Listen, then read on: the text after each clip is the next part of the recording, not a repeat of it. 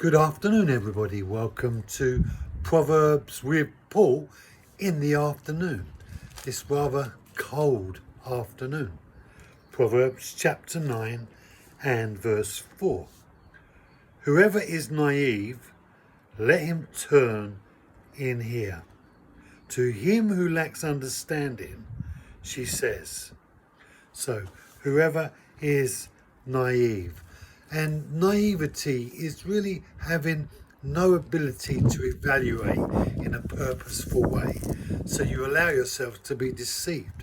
It's almost like the simplest of temptations and you're running with that particular enemy, giving yourselves to the persuasion that has invited you to consider this wrong way. You've given yourselves. He says this, he says, to the naive, whoever is naive. And we need to be humble if we're going to recognize that we're being naive, which is one of the big problems.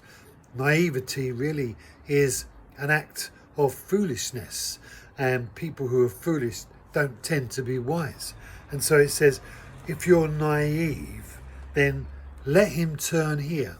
So even those who are naive come to their senses eventually. You know, those who give themselves to vices that destroy their lives, eventually they often come to their senses. So wisdom, even at the last ditch, says if you're naive and you've been on a journey of folly, even then you can still come to your senses. And he says come, and he invites us, come, step aside from this evil way. He says, whoever is naive, let him turn in here, meaning come aside from there and start taking on board another level of perspective. To him who lacks understanding, she says, that's wisdom. Understanding is coming to a place of recognizing the actions that you've implemented and realize that they're foolish.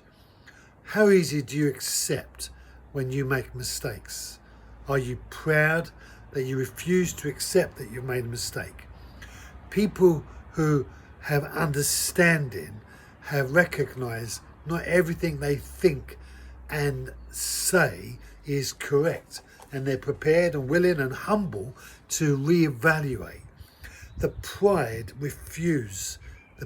one refuse. The hostile one refuse. But those who have understanding, meaning they've gained insight along the journey of the road that led to folly, they have come to their senses and they're willing to step aside because they don't want to walk down this road anymore. Have you come to that place where you don't want to walk down this road anymore? Well, God invites you and he says to you, step aside, friend, and let's consider a new way. Thank you for joining me. Be blessed. Have a great afternoon, and I'll see you tomorrow.